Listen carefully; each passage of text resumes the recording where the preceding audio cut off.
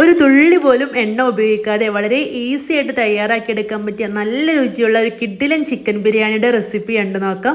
അതിന് വേണ്ടിയിട്ട് ചിക്കനിലേക്ക് സവോള, തക്കാളി, പച്ചമുളക്, മല്ലിയില, പുതിനയില, കറിവേപ്പില, ഇഞ്ചി വെളുത്തുള്ളി പേസ്റ്റ്, മഞ്ഞൾപ്പൊടി, കുരുമുളക് പൊടി, ഗരം മസാല, ആവശ്യത്തിന് ഉപ്പ്, തൈര് എന്നിവ ചേർത്ത് കൊടുത്തിട്ടുണ്ട്. കറക്റ്റ് അളവ് താഴെ കൊടുത്തിട്ടുണ്ട് കേട്ടോ. എന്നിട്ട് നന്നായിട്ട് മിക്സ് ചെയ്ത് ഗ്യാസ് സ്റ്റോപ്പിൽ വെച്ച് കൊടുത്ത് മീഡിയം ഫ്ലെയിമിൽ വേവിച്ചെടുക്കുക. ബിരിയാണി ഉണ്ടാക്കിയെടുക്കാൻ നമ്മൾ എപ്പോഴും കൈമ റൈസ് ഉപയോഗിക്കണം. നല്ല അടിപൊളി ബിരിയാണി തയ്യാറാക്കിയെടുക്കുക.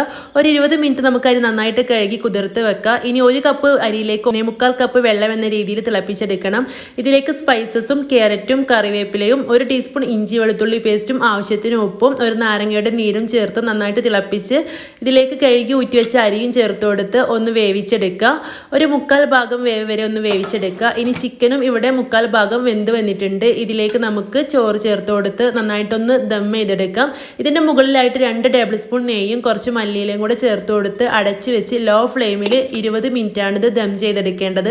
അപ്പോൾ നല്ല കിഡിലൻ ചിക്കൻ ബിരിയാണി ഇവിടെ റെഡി ആയിട്ടുണ്ട്. ഡയറ്റ് ചെയ്യുന്നവർക്ക് വരെ ഈ ഒരു ബിരിയാണി കഴിക്കാവുന്നതാണ്. നല്ല ടേസ്റ്റുമാണ്. എല്ലാവരും ഉണ്ടാക്കി നോക്കണം. ഇഷ്ടമായാൽ ലൈക്ക് ആൻഡ് ഫോളോ ചെയ്യണേ.